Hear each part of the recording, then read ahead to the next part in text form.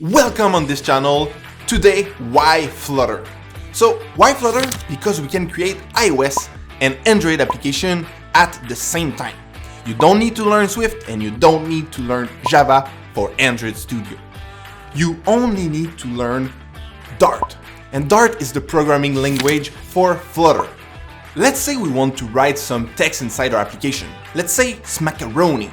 Then both iOS and Android application will have the smackaroni text inside with only one code, so you save a lot of time. Let's say now we want to add a button inside your application. You can add the color, you can add the shape of the button, and right away you will see on your screen the changes. And Flutter can be used for web application as well. So why Flutter? This is why. Join this channel for more information about Flutter. Peace out.